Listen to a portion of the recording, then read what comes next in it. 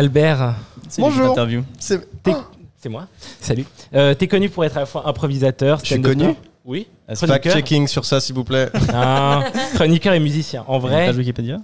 Comment tu parviens à trouver un équilibre entre ces différentes formes d'expression artistique? La bière. Ouais. Ouais. Ça vient mettre une espèce de... ça nivelle un peu par le bas. Non, comment est-ce que je mets un équilibre? En vrai, non, j'ai commencé à faire de l'humour parce que je n'étais pas inspiré musicalement.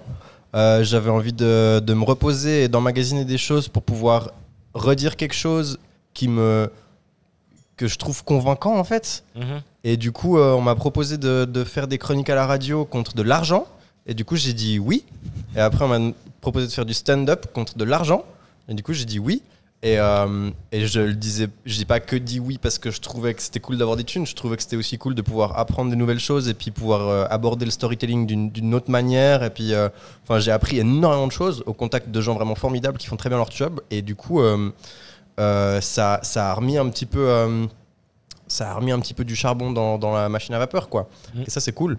Ouais. Et ça a fait grosso modo ce que je voulais. Je fais pas vraiment de distinction entre faire de l'humour, faire de la musique ou n'importe quelle autre forme d'expression, d'une certaine manière. Mais tu te considères comme chanteur faisant à côté, enfin musicien, chanteur, faisant à côté des chroniques, de l'humour? Ouais, je sais pas. Comme un personnage artistique.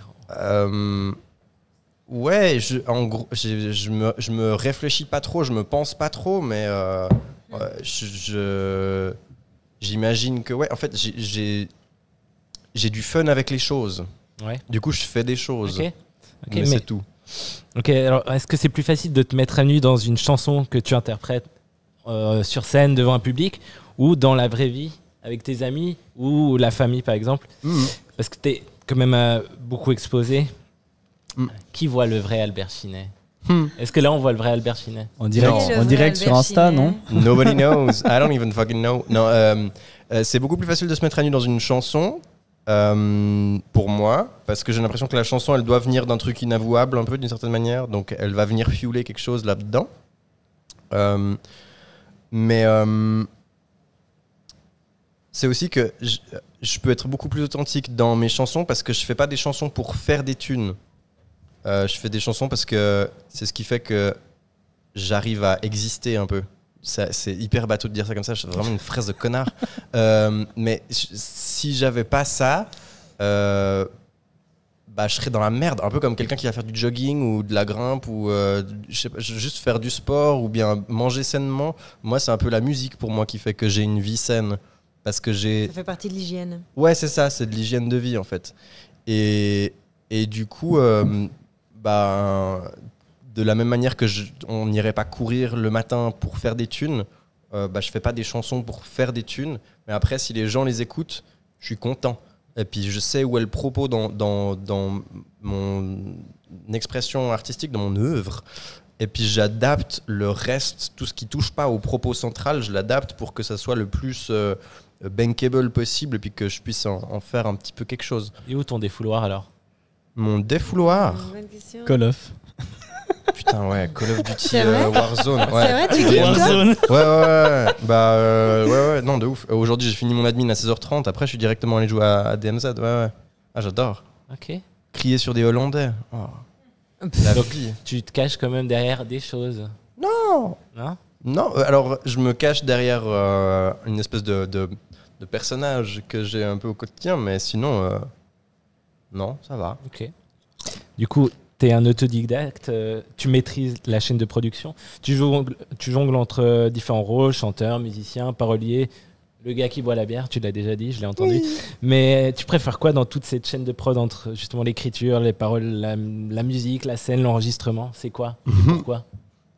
Je crois que c'est con, mais je préfère quand la chanson elle est finie et puis que c'est bon.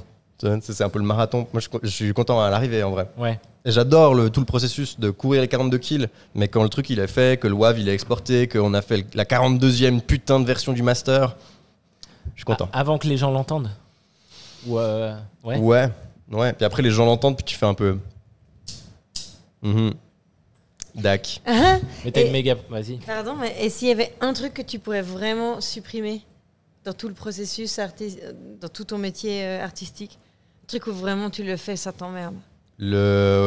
Tout le truc en fait vendre des trucs, je trouve que c'est tellement diamétralement opposé. Ce qu'on fait là par exemple, ouais, la exactement. promo. Ouais, mais alors que d'une certaine manière, moi ça va parce que tu vois, je suis avec mon pote d'enfance et puis genre un gars que j'ai rencontré il y a genre 2 mois et que je kiffe trop, et puis toi que j'ai rencontré le 21 juin et que je trouve très sympa et j'aime bien tes chroniques, et du coup le truc est enjoyable d'une certaine manière. J'ai pas l'impression que je suis au taf là d'une certaine manière, et puis je sais pas si je vais vendre grand chose avec cette émission, arrête-moi si je me trompe.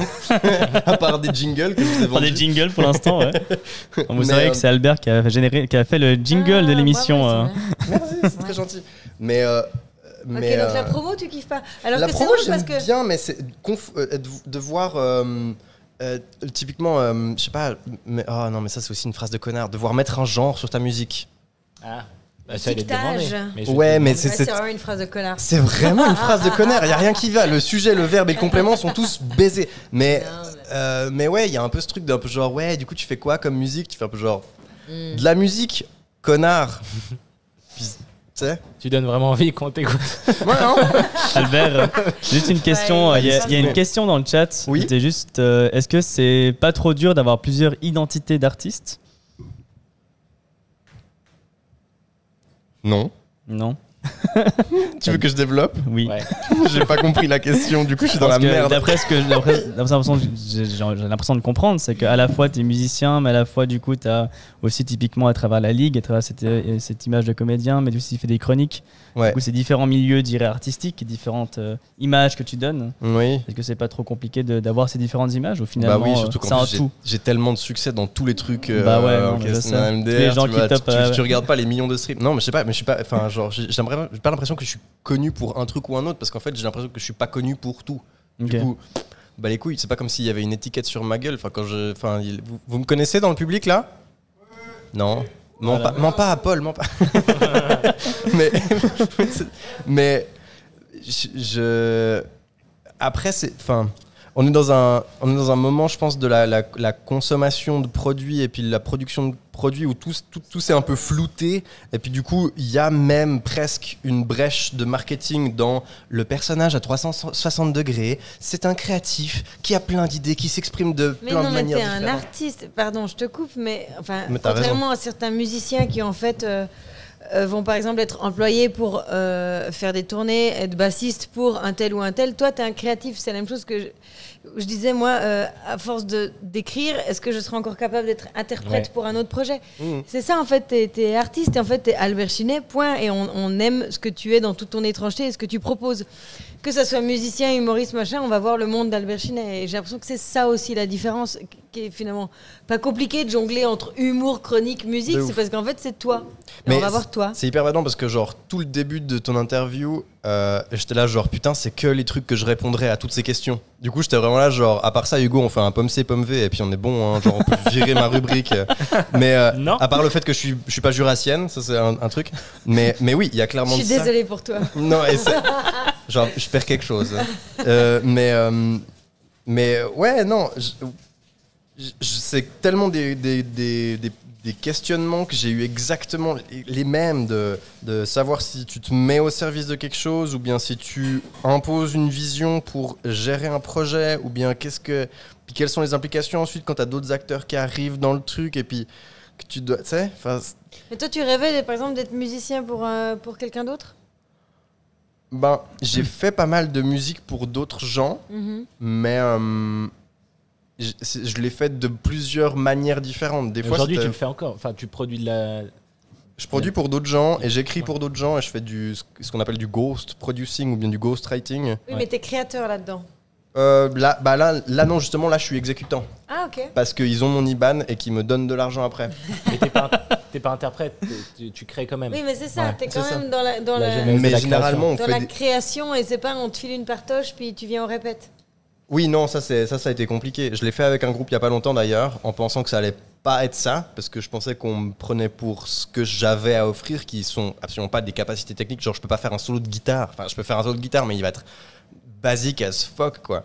Et genre, je suis pas un technicien de n'importe quel instrument que tu peux me trouver. J'ai pas une grosse voix, j'ai pas les doigts pour aller vite sur un manche de guitare. Je peux pas faire des licks méga trippés au piano. Enfin, genre, je suis pas bon pour ça. Mais t'as un univers. J'ai un univers, j'ai une patte, j'ai des qualités d'arrangeur et de producteur, de sound designer, de faire des prémix qui portent en eux une vision artistique propre. Mais si on m'engage pour aller jouer méga bien du métallophone, bah je vais faire un peu non. Triangle électrique. Pour répondre à une question du chat, c'est comme ça que tu gagnes ta vie. C'est pas la radio, c'est pas le stand-up. C'est un peu de tout en vrai. Ouais. C'est beaucoup de choses différentes qui font aussi que du coup j'ai un rythme de vie qui me convient parce que sinon, dès que j'ai dû faire un truc pendant plus de quelques mois. C'était dead quoi. J'ai vraiment besoin que ça se renouvelle, sinon je m'ennuie. Ok, mais alors on parlait de ton univers artistique. Est-ce que tu peux nous parler justement des influences que tu as eues et l'héritage musical que tu as eu? Parce que c'est pas un secret, ton père, c'est Sarklo, c'est un chanteur franco-suisse qui a eu ses années de gloire. En vrai, est-ce que aussi ça t'a aidé? Lui, il a un peu eu il a eu quelque chose à voir dans ma sensibilité au texte et à la manière de crafter un peu de la poésie dans les chansons. Mais la musique, lui, il a beaucoup écouté Dylan, Leonard Cohen et Tom Waits. Ce que t'aimes beaucoup. Ce que j'aime beaucoup aussi. Mais j'écoute de l'électro méga cheesy avec des gros drops dégueulasses. J'écoute des groupes scandinaves qui font du jazz avec beaucoup trop de notes dedans. J'écoute du gospel hard rock étrange qui vient de Bâle. Mais ton père, il devait sûrement écouter ça aussi, non? Sûrement. Mais moi, ce qui m'amuse beaucoup maintenant, c'est de lui rendre. C'est parce qu'il transpire dans son œuvre. Non, mais c'est parce que c'est un connard qui est têtu et qui non, mais vraiment, c'est un truc du cul. Et moi, c'est pour ça que maintenant, j'adore prendre la voiture avec lui pendant de longues heures parce que je lui passe du Damso et du Joule et je suis là genre, t'en penses quoi? C'est de la merde. Puis de temps en temps, tu lui passes un truc et il fait un peu genre. Attends, reviens en arrière. Ouais. Et ça, c'est vraiment genre dans ta tête déjà, t'as la validation de ton père, un petit peu narcissique. Qui t'a jamais vraiment offert la validation dont tu voulais, tu vois. Et du coup, t'as un peu ce truc de. Ouais. Tu sais. Enfin, genre, non, il m'a validé de ouf. Enfin, genre, j'ai produit ses 2 derniers albums. Je fais plein de concerts avec lui. Donc, beau, ça. Ouais, non, c'est pire chou. Mais de le sortir un petit peu de ces mécanismes relous, c'est hyper agréable. C'est vraiment pire agréable. Et genre, justement, ouais, quand je lui fais écouter genre du Niska et qu'il est là genre ah ouais, c'est bien, genre tu sais qu'on les aime bien bonnes siliconées, c'est rigolo parce que ouais, non, la rime elle est cool, c'est la scansion que j'aime bien. Puis tu fais un peu. Père écouter ça. Mais oui. Sol, tu nous connais, tu sais qu'on les aime bien bonnes siliconées. Formidable. Trop bien. Puis d'un coup, il s'enjaille sur le siège conducteur que ça. Puis t'es là genre, I have done my mission for today, my boys. Yes, very good. Albert, malgré ton prénom, t'es un jeune artiste qui a rapidement gagné en popularité. C'est vrai, il y en a beaucoup plus dans les cimetières que... Ouais. Et t'as quand même attiré l'attention des jeunes. Ton public majoritaire est jeune. Est-ce que c'est pas compliqué d'avoir cette image de cool kid dans une émission? Il faut parler à des moins jeunes. Donc au bras cassé de couleur 3. Oula, il y a tellement à déballer. Aussi, là. Ah, c'est vraiment entrée plat dessert. Moi j'adore. Déjà, j'ai appris il y a très très peu de temps que j'étais un cool kid. Moi, les cool kids, j'étais tout à fait convaincu que c'était les autres personnes à qui je n'osais pas parler, tu vois. Et quand tu oses pas parler à une personne, du coup, tu évites un peu son regard en soirée et tu dis un peu genre pas bonjour. Puis la personne fait la même chose. Et du coup, tu fais un peu genre ah, cette personne m'aime pas. Puis en fait, la personne se dit exactement la même chose. Donc c'est une espèce de truc qui communique comme ça, la cool kiditude. En fait, je crois que les cool kids, ils n'existent pas. Non, mais c'est ça. Mais je crois que les cool kids, ils n'existent pas. C'est un mensonge du gouvernement. Et c'est que un truc qu'on projette chez les autres. Pas en complot. Mais c'est les QAnon. Mais je crois qu'il y a personne qui se dit genre ouais, je suis grave un cool kid. C'est que un truc qu'on pense des autres et qu'on projette sur les autres. Ouais. Donc déjà, je pense que cette idée-là, elle est achetée, mais t'inquiète pas. T'as quand même cette image du cool kid au bras cassé. Auprès des gens de couleur 3, ouais. Oui. Ouais, alors peut-être. Alors après, je sais pas si couleur 3 s'est dit genre, ouais, on va engager le jeune, comme ça va parler aux jeunes. Mais en tout cas, je me fais engueuler quand je dis Roya à l'antenne. Du coup, si c'était ça la démarche, désolé, c'est raté. Mais non, enfin. est-ce que c'est compliqué? Oui, c'est compliqué, mais de manière générale, je trouve que la vie, c'est compliqué. Oui. Moi, j'ai l'impression qu'à Couleur 3, il y a des cool kids qui ont 55 ans. Hein. Ouais. Ouais, abusé. Si jamais. Abusé. Donc, voilà. On donne des noms ou pas? Non. Ok. Comment tu vois l'évolution de ta carrière? Mal. Ah ouais? De loin. À l'avenir, tu te projettes pas? Je sais pas, j'ai tellement de peine à décider ce que je vais manger demain matin au petit-déj que l'évolution de ma carrière, ouais. Parce que t'es indécis ou parce que tu te projettes pas? Parce que je suis con. Non, je sais pas, parce que... C'est pertinent cette conversation. Je suis désolé. Non, mais... c'est pas de l'évitement, c'est juste... je crois que j'arrive pas à me projeter parce que si j'essayais, ça m'angoisserait trop, d'une certaine manière. Je crois à cause de la précarité de ton métier?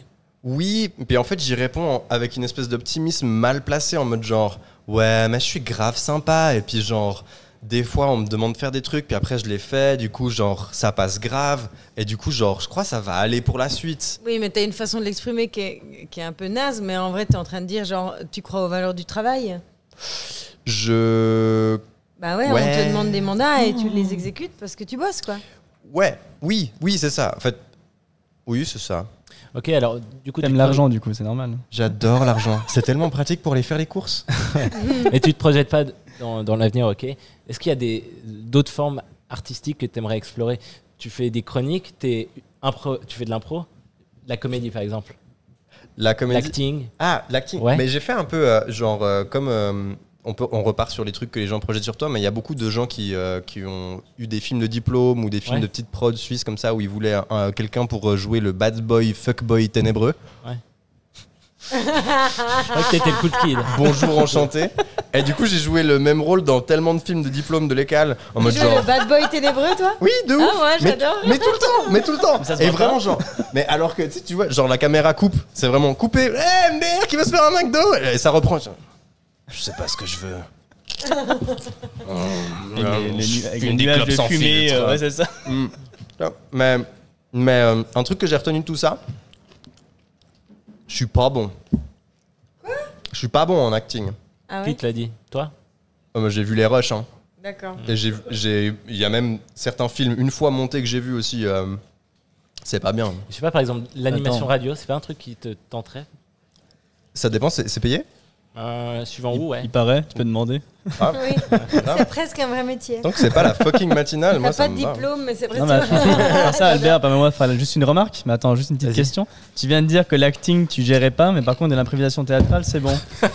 Oh, Merci, la technique. let's go. Non, On applaudit. Le pichet.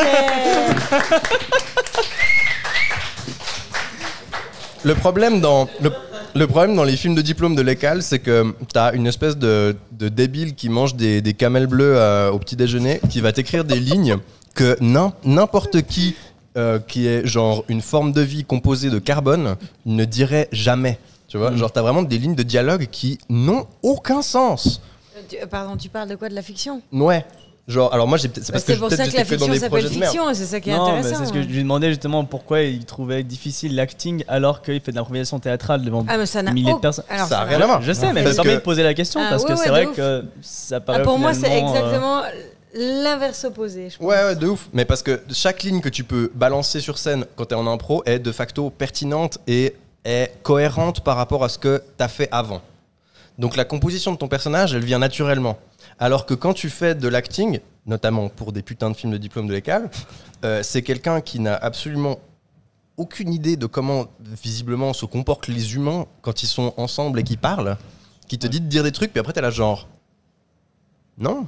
Ah, moi, je suis pas d'accord avec toi. Non. Moi, je suis plus je suis sur content, des alors. skills très techniques de... En fait, quand tu es en train de faire de l'impro, tu balances ton texte parce que c'est ce qui te vient en tant que personnage et en fait, à aucun moment, tu réfléchis vraiment à la construction de ta phrase. Moi, pour être autrice de théâtre, il y a quand même un truc au bout d'un moment, tu réfléchis à chaque mot que tu écris, tu vois, et chaque phrase, quelle est son importance et est-ce qu'elle est fidèle aux propos que tu veux donner.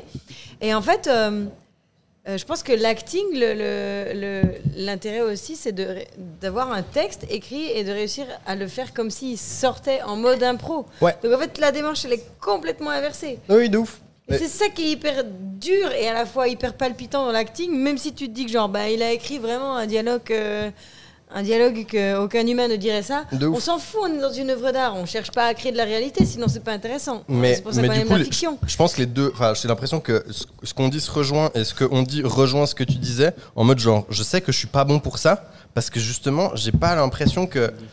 Surtout quand on... comment dire ça ? Quand tu dois jouer une espèce de... J'ai souvent le second rôle d'un personnage en 2D qui sert un peu à rien à part à être là et dire de la merde, l'impression. Et j'ai beaucoup de mal à imaginer un background à ce type-là. Parce que j'ai l'impression que c'est pas un type et que c'est plutôt l'idée d'un type. Okay. C'est deep. Ok, mais alors du coup, deep. Albert, dans tout ça, tout ce que tu dis, en conclusion, c'est quoi l'impact que tu souhaites avoir en tant qu'artiste sur la scène humoristique, musicale, en Suisse, internationale? Alors ça, c'est très simple. Aucun. Mais non. C'est pas vrai, tu parlais de propos, que c'était le primordial pour toi. Oui, mais c'est primordial pour moi de le dire. Après, si je le dis pas au bon moment, ou bien si je le dis pas aux bonnes personnes, ou bien si je le dis pas avec le bon référencement SEO sur Internet, ça m'en touche une sans faire bouger l'autre. Et finalement, tant que j'arrive à manigancer ma vie pour avoir de quoi payer mes assurances maladie, qui pour le moment sont payées par ma mère, merci maman, payer mon loyer, mettons. C'est vrai, c'est ta mère ? Ma mère paye mes assurances maladie, de ouf. T'as quel âge déjà, Albert ? 27 ans. Ah, nom de Dieu. Ouais. Mais par contre, je paye mes charges sociales à l'AVS en tant qu'indépendant. C'est 750 balles tous les 3 mois. Et je vous mets au défi de faire pareil. Ah, mais non, mais vous avez des salaires en fait. Non, je vous mets pas au défi, faites pas ça. Écoute, moi j'ai des petits salaires. Albert, merci. Merci à toi. Est-ce qu'on passerait pas au jeu final ?